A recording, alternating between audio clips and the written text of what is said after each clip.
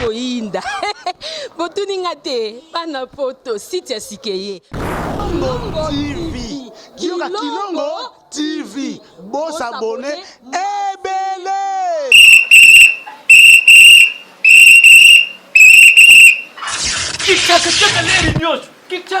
Mopepa sika tolima mopepa kalate mikolo solingi osabone obetika point Kilongo TV bobeto be bokoto be na YouTube bobeto be Kilongo TV po Kilongo TV bokomona maijane wana bakataka te ngonga nyoso bokomona maijane na Kilongo TV wana nouveau ne kasi aza grand nani Kilongo TV. Oh Kilongo TV, oh Kilongo TV, sene moko ebotami eza moke kasi avimba na kati. Kilongo TV bokomona makambo ya minene mpo yasa akaba viko le kabatinyaso. Kilongo TV. Bisous, bye. Mesdames, Messieurs, chers téléspectateurs, fidèles de Kilongo TV, bonjour et bienvenue dans votre émission. Immortalisons nos parents, immortalisons nos vieillards, immortalisons les nôtres et notre émission d'aujourd'hui. Nous allons immortaliser une personne très chère et elle c'est notre mémé, notre grand-mère Major Kita. Elle est donc à nos côtés, elle a totalisé 90 ans d'âge et 90 ans ça s'est fait, c'est pas facile. Et mémé Mbote. Ngaina loba mbote ya mbote comment na yo vraiment zana ba senga comme no Rachel oya botama komba ngai ngongo Rachel Major Kita wana lokolo za moko ya biso ya pasteur wana zali kombo ya musala wana ya majodi armée du sali wana zali kombo ya musala oto sadi kati na armée du sadi yango na jwa kombo ya majodi ti lelo yo ngai majodi tozalaki kati na musala tozaki kusala tozwa pension na biso tofanda na biso kashata tozwa pension na tiki nzambe na ngai te tango nazali kobondela nzambe na ngai tango nazali kotonda tata na ngai nde yango wana nasepelaka mingi ata lokola nakomi boye nakokotika nzambe na ngai te tika mokolo nzambe ye moko akolinga mokolo nzambe ye moko akolinga te lelo ngai mwana na ngai mikolo na pesaka yo ekoki na benge oya mboka na ngai nde nakei kasi sikoyo nzambe ata pasi ezali ata mikakatano ezali ata malade ezali kotungisa ngai nzambe na ngai atiki ngai te azali na ngai longo azali kobomba ngai azali kobatela ngai ti lelo yo nzambe apesi biso bana nasepelaka mingi nzambe apesi biso bana apesi ngai mpe bakoko nazali na esengo mingi nazali kosepela koma kuna meme Major Kita wana toprofite topesi mama Betty lituli mbote bisika zali bakoko nyonso ya Major Kita nakwa biango Major Kita nakwa biango meme nakwa po oza mpe moninga na ngai ete biza bongo joyeux anniversaire basinga okokisi 90 d'âge ngai ya lelo ngai nazali na esengo mingi nazali kosepela pwa nzambe abateli ngai nayebaki te na kukuma na bambula wana ye apesaki ngai kasi nasi na kumi na bambula wana tika nzambe na ngai apambula ngai tika mpe nzambe na ngai apambula bakoko na ngai soko mosala oyo efwandi boye bakoko na ngai bato basali mosala oyo bakoko na ngai meme bete ya biso na lisolo obotami wapi na mboka na botama o tata na ngai botela ngai Kibweta ngo wapi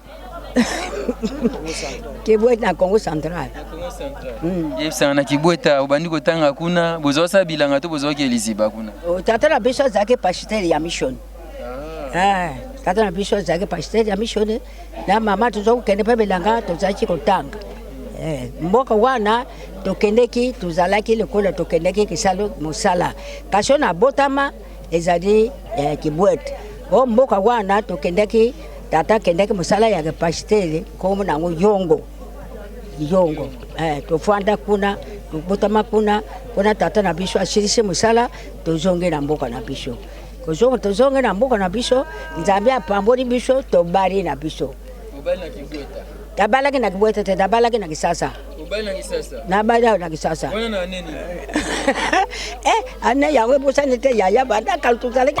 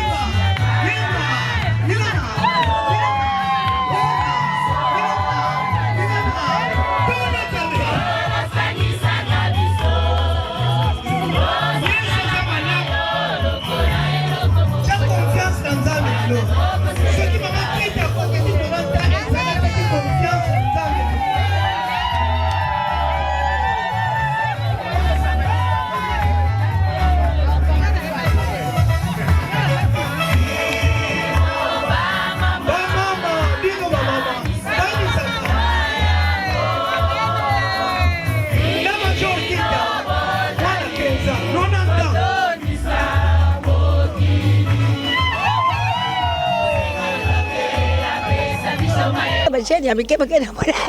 Wanta mwabola tanini. Tangu wana bitu za kulata maputa barob. Za kulata maputa na barob tozalaki kulata. Aba chapata wana tuza kulata ba mapapa. Muskape. Chape kwa tozalaki kulata na mapapa tozalaki kulata. Kainga suki na maboko. Bakangi shuka na maboko na kabali kitambali na ngana kange na mutu. Nakangi kitambali na ngai na mutu. Uyaka Kisasa, uyako bala, uyaka ndeni Kisasa. Kalapeze ko yaki Kisasa ze mindondo Te, na bali kaka ngana jeda ngake sasa pe na zacho kufana ngake sasa au hapa noko na ngai. Na zacho kufana na kisasa. Komini. Na komini Barumbu Kisasa. Komini ba za kufanda kuna pa na noko. Kama bali siko, ukome fanda wa. Bali ayo kuzwanga kuna, amoni nga kuna. Wana yuzana elengie kitoko makasi. Wantu zalike nado bachele. Ngakuti wana kola kami na zake na mambola 17 ans. Mobali na ngai alingi ngai. Alingi ngai, mobali na ngai abali ngai. Toza kufanda wana kitambo. Zaki ndeni sina mina soki mutu alingi yo poke ebisa baboti bozo sande. Biso soko moto soko mobali alingi ngai. Alobi ngai na lingi yo. Ngai réponse na ngai ekozala boy. Yo lokolo lingi ngai kani ko yebisa babuti na ngai. Kani ko yebisa babuti na ngai, soko babuti na ngai balingi yo ndo kubala ngai. Soko balingi te obala ngai te. Ya biso ezalaki boy. Ata peshe mwa iloko anfo kwa niko zaka chapa ya tata na mama. Kwa wozane wolia soko mbali wana lingi to. Mbo wana na kufutela yo. Tata na mama baboyira bango bayebite.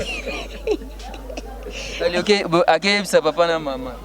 Akojebisa papa mama. Mama soko batali balobi te na famille wana tobalanaka wana lele na batata na biso na mama na biso ezalaki matata mpo okende kobala famille mosusu soko batali bo balobi famille wana ndeko na biso abalaki wana tomonaki bien makambo ezalaki bien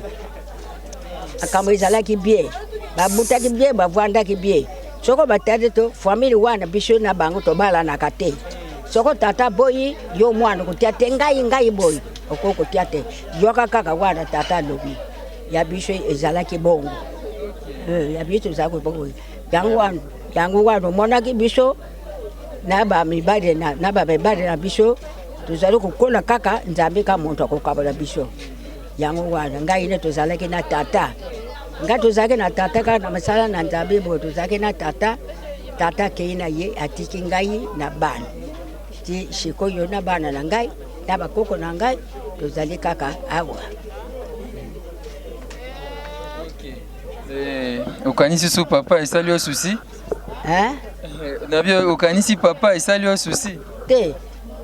Esali nga susi te pa ye akendeki nzambe abengaki ye na akendeki nazali na susi te. Nzambe azwa lokumu sikoyo esaki ndenge nini? Yo baboti na yo bauti na mission. Yo na l'armée na armée d'Israël okotaki yango ndenge nini?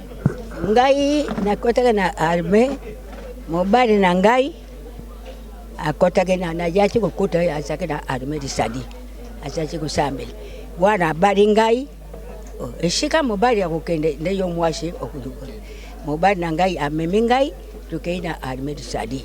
Ole to monto komona papa sambelaka na église songolo mama azosambela kote mususu bana kote mususu wana yaya uzomona te tango mususu bozali na ndako mama akei kuna akokoyoka soko makambo nini tata akei kuna lelo koya masolo mususu wana mama sepeli te tata sepeli te okomona na ndako bitumba ekokozala koswanda ekokozala kasi papa mama bozala lingomba moko na bana na bino bozali na lingomba moko lelo bokoya ata bozobeta masolo boyebi te masolo wana biso nyonso toyokaki yango biso na mobali na ngai tofanda bien na ndako na biso ezalaki koswana ezali te kobunda azali ezali te biso banda na banda mobali na ngai balobaka bitumba yango nde pilipili mpe mungu ya libala mwa koswana kobuni pilipili na mungu mosusu ezalaka ya biso ezalaki boye yo osali likambo wana mpo te nosali nde wana alubo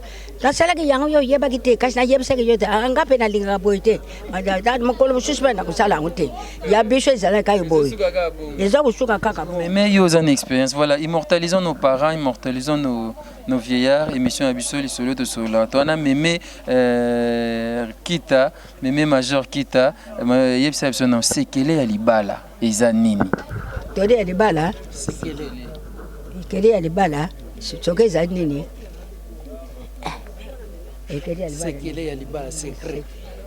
Sekele ya libala eza boye wana bozali mwasi na mobali na ndako soki likambo ezali ata likambo nini ata ya makasi ata ya moke eloko ezali wana bokopesa na todi tala likambo yo osali wana ngai nasepeli yango te nasepeli na likambo wana te kasi nalobi na yo nalimbisi yo natiki yo mokolo mosusu kosala yango te yo koloba nini natondi elsi nakosala yango mpe mokolo mosusu te mpo namoni te nasalaki mabe soko mabe ezali kaka mabe komona na kanda wana ezalaki na makambo mosusu wana ezalaki okomona eshili pwa o mobali na ngai azala koloba omona ntango mosusu ngai kutu nazalaki na kanda kasi soki namoni likambo natomboka yo na ndako tozali na bana na biso tozali na bakoko yo tombokaka boye satana alingaka biloko wana te ngai nalingi na ngai te nzambe alingaka biloko wana te wana satana mutatinda bato baswa satana alingaka kaka biloko wana soko bozoswana ye asepeli kasi nzambe nde aboyaka yango mobali na ngai azwa koloba nalingi te bana na ngai bazali awa bakoko na ngai bazali awa makambo wana ngai nalingi te ngai mpe soko namoni boye motima ekiti nakoloba lisusu nini 90 d'âge, mémé major, elle est là à nos côtés. Là, tout à dit c'est 90 d'âge, 90 bougies, c'est pas facile. Au moni makamwebele, au moni bakoko. Au monaga, aux arata ya kasavu boutin. Kasavu, Mobutu, Musée Kabila. Joseph Kabila. Wana badeki balandishe manakasa vubu te. Moni bango nyonso. Kasi namonaki bango. Moni pe Fachi. Ngai lukuta mabe nani Kabila yango nayoka kaye na komo kaka na misu boye na mwana yete. Dilelo yo. Bona kana kusala nini na ndako na ye. Na mwana ngai yete kasi nena kombo na yoka kakaka. Mais osimbi omoni bakoko na yo, bakoko lolo 5 générations. Et ça lui onde. Ya na ngai. Ya mone tena zada kwa tone na sengo fenza. Na tone na sengo wana bakoko na ngai, wana bakoko lolo na ngai na sepele makashi. Na sepele makashi ya. Mone ndenga basali nga musala kitoko. Musala kitoko. Na zalia wapenza esengo izale na ngai, wana bakoko na ngai. Na bakoko lolo na ngai na zo sepele makashi mingi. De yangu na so senga nzambi apambola bango.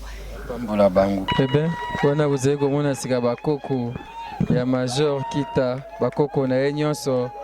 Solo basusu baza te baza mkili ya poto, mi babo baye ko représenter bango yeyo.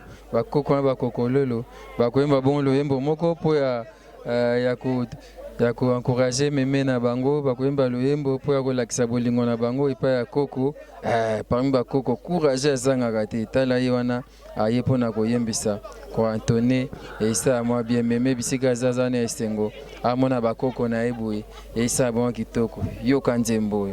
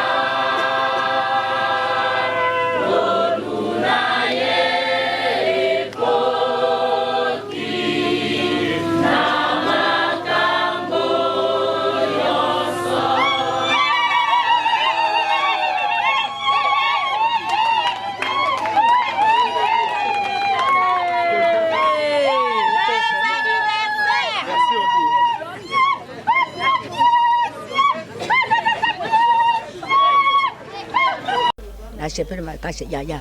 Mwana ndenga basali nga musala kitoko. Musala kitoko. Na zalia wapenza esengo izale na ngai, wana bakoko na ngai, na bakoko lo na ngai, na zo sepele makasi mingi. De yangu na so senga nzambi apambola bango.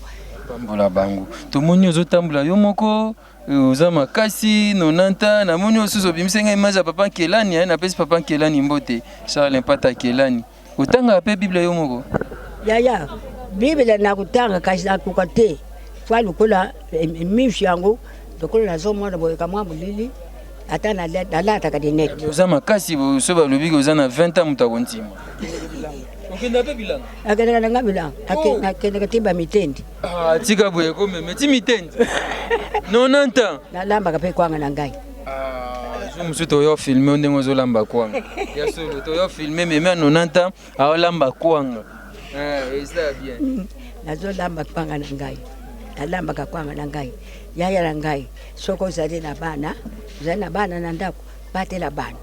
batela bana yaya bomba bana bien na mwana kuyeba te mwana nini akokusalela yo likama ya kitoko bongo tala ngai nayebaki te C'est le surprise. nayebi te bakoko na ngai bazali nazali na bakoko na ngai kasi nayebaki te ne bakoko na ngai bakokosalela ngai likamo ya esengo ya boyi ya kitoko ya boyi oyo esepelisi ngai. Joyeux anniversaire mémé. Tozana ndeko mpandi. Bonjour papa. Bonjour papa. Kombo Jean Kita, oui. Jean Kita, oza moko ya bana ya mémé? Oui, naza 5e ya mémé. Donc naza parmi mibali nga naza lokola ya misato. Ozaka ndeni na mémé yo mtu aboko bino aboti bino banda bu mwana ti. Nakantia utulo bana bino ke yaza mama pasteur.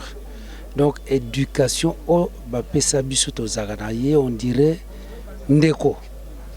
Mama kuto yebanaka te donc le quoi baninga tozaka ka boye frontière ezate problème ezali il faut que le ba ouvertement selon éducation ya ko vivre na vérité au ban bapesa biso. Donc na ebite ndeni na ko remercier bango. Elle a totalisé ses 90 ans d'âge, 90 bougies, ça s'est fait, une grande fête je dirais. Et déjà comme mon maman na yo 90 ans d'âge, yo mo salionde. Mais c'est contre toute attente parce que quand je vois ceux qui étaient de sa génération, presque tout le monde est parti.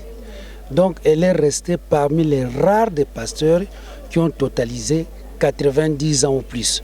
Donc pour moi c'est une grâce divine. Donc nous n'avons qu'à remercier notre Seigneur.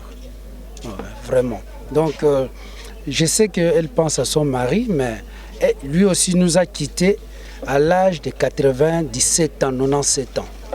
97 ans, donc c'est presque les mêmes pas que la maman est en train de suivre. Donc. Merci beaucoup. Et on était là pour immortaliser notre mémé, maman Major Kita, pasteur de l'église armée d'Issali, et retraitée. Elle est retraitée parce qu'à l'armée d'Issali, lorsque vous totalisez 65 ans d'âge, vous partez en retraite. Donc c'est ça le principe, c'est ça qui est en application.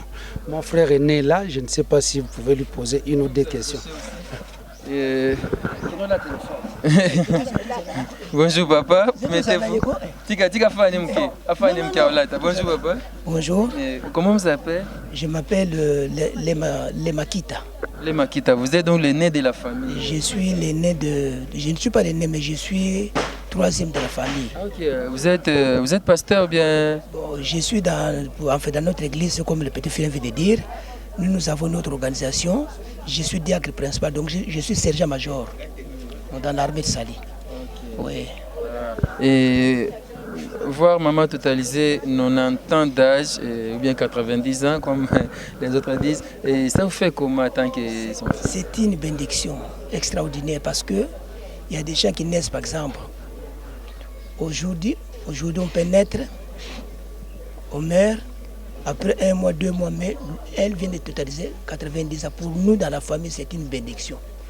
Parce que notre souci, seulement, si papa était là, on devrait faire l'anniversaire pour les deux. Mais ça, c'est le plan de Dieu. Papa n'est pas là même pour son anniversaire. Papa était parti à 97 ans d'âge. 97 ans d'âge, maman maintenant vient de totaliser 90 ans d'âge. Donc, vraiment, nous rendons gloire à Dieu. Vraiment, c'est une bénédiction pour la famille, pour la maman et pour tout le monde. Merci beaucoup. Et je crois que nous allons fêter un témoignage. Voilà. Donc c'est le petit frère qui m'a suivi. Okay. Donc après moi, c'est ça. Okay. Bonjour papa. Bonjour papa. Papa Pierre Kita, Maître Piton. Maître Piton, papa Pierre. Et ça, lui, on dit que mon maman a coxé 90 ans d'âge. Mais elle est ngolo munene. Ngolo munene. Tout le monde a 30 ans, 35 ans. Mais maman Botibiso.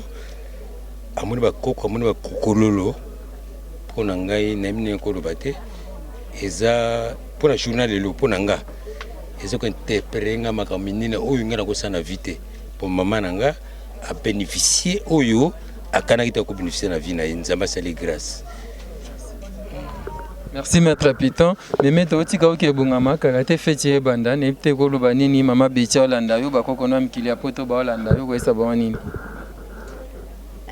Takuyebisa bango nini yaya takuyebisa bango te bakoko na ngai botala likambo bosalili ngai ya lelo wana zai na esengo nazali kozongisa matonde epai na Nzambe na likambo wana bosalelaki ngai bongo nalobi na bino bakoko na ngai bozala na esengo tika Nzambe apambola bino Nzambe apambola bino na nyonso wana bosali Nzambe apambola bino o nyonso wana bobimisi mpo na ngai Nzambe apambola bino nyonso wana Nzambe akozongisela bino yango Nzambe akozongisela bino yango Nzambe apambola bino bakoko nono apambola bino Merci Mémé na moni ndeko msu mpanzi mbote papa mbote lula Ntingi yo pozaka na famille ngana za na famille o tanti na ngai alandi papa na nga botami ya na sim et sali on ndenge nini 90 d'âge et tantini na 90 d'âge talaka na temps oyo na longo changu njili na ye donc esengo do so esengo za ite na roya te do yeb na za mbouteillage moko eza kote kuna osaka makilo nga za nango yango ya za nango do papa na ngai makilo nga za nango po mwana za makila ya tata makilo nga za nango yango ya za nango na nzoto do esengo bina donc ya makasi komona oya ngai do papa na ngai akokisi nonota do esengo do nazali kutu na maloba donc ezaka tokomisa Nzambe apese makasi po tozana na posa na ye. Merci beaucoup. Mémé tokotema biso ba bien que là ta teni et ça la bien de wana Mémé azokende Mémé azokilata et ça bien que na Mémé kota na yo tambula kota Mémé azotambula na kitoko 90 d'âge bébé lelo ane sengo. Voilà, c'était donc là immortalisons nos parents, c'est le jour de la fête. Aujourd'hui, c'est son anniversaire. Voilà, on est en train de célébrer l'anniversaire de Mémé Rachel Kita. Je pense que vous avez vu, elle était donc pasteur à l'église armée d'Issali.